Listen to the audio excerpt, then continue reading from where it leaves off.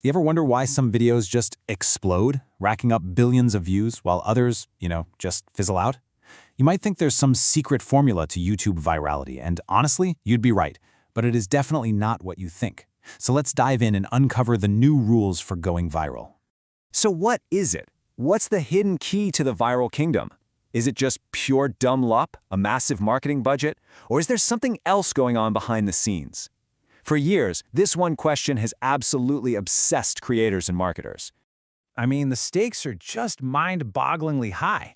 Baby Shark Dance has over 16 billion views. Let that sink in. That's more than 2 views for every single person on the planet.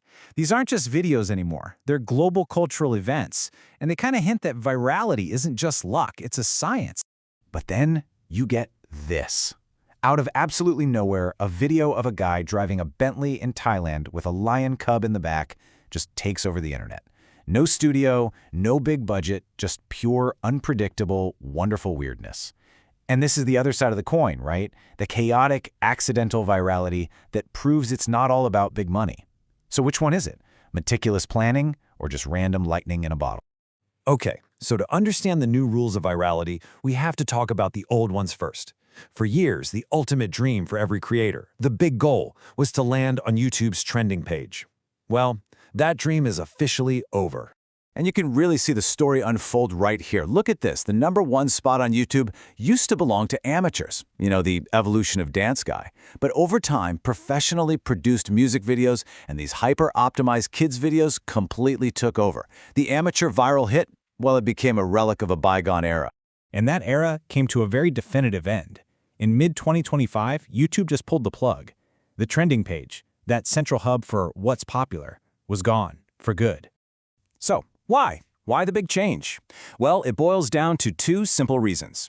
First, people just weren't clicking on it anymore. We were all finding stuff through our personalized homepages and shorts.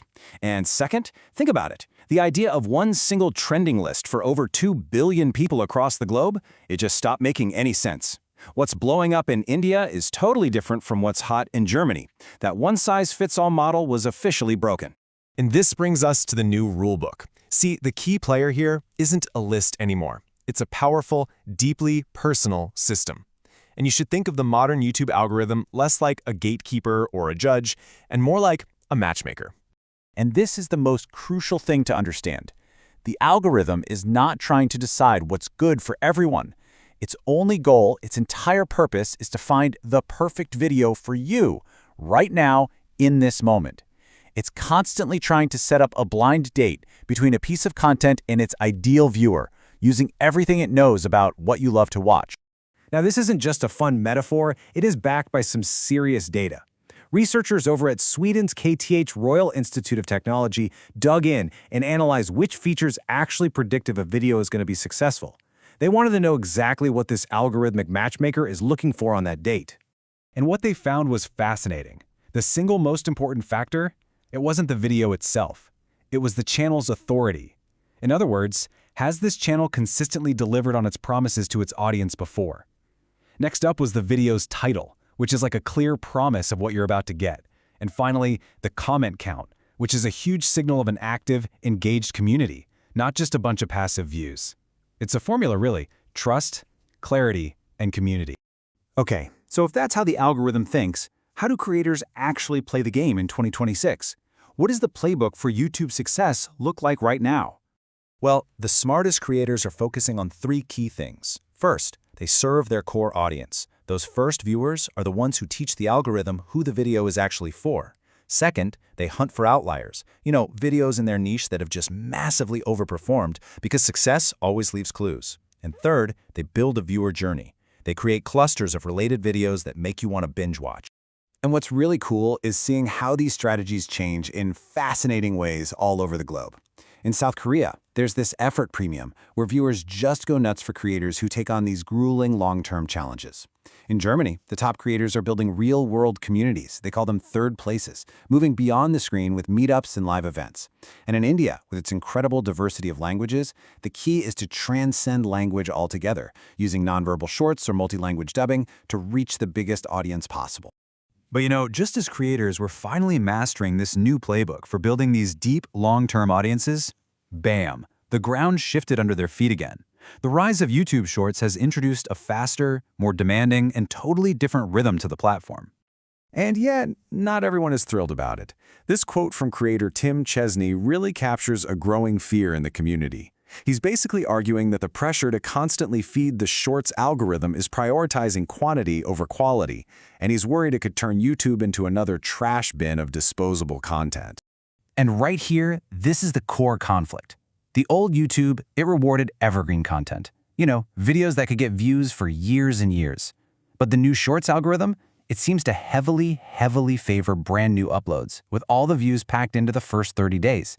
And that creates this huge tension for creators. Do you focus on building a library of timeless content, or do you just churn out daily videos for that short-term boost? So, after all of that, what's the big, grand secret to YouTube virality? Well, the answer is a twist that shifts the focus from some big universal stage and puts it squarely on each and every one of us. The secret to YouTube virality today is that there is no universal secret. Discovery isn't about hitting some master list anymore. It's driven entirely by your personal interests. The algorithm is serving you, not some generic general audience. And this is a total game changer because it means that small, niche creators can now compete with massive channels just by satisfying a specific audience really well. And here's the real punchline. The trending page didn't actually die. It just multiplied. It shattered into 2 billion little pieces, and now every single user's homepage is its own unique, perfectly curated personal trending page. Viral is now defined entirely by you. Which leaves us with one last fascinating question to chew on. In a world where every single person's feed is a unique reflection of their own little world, what does that even mean for our shared culture?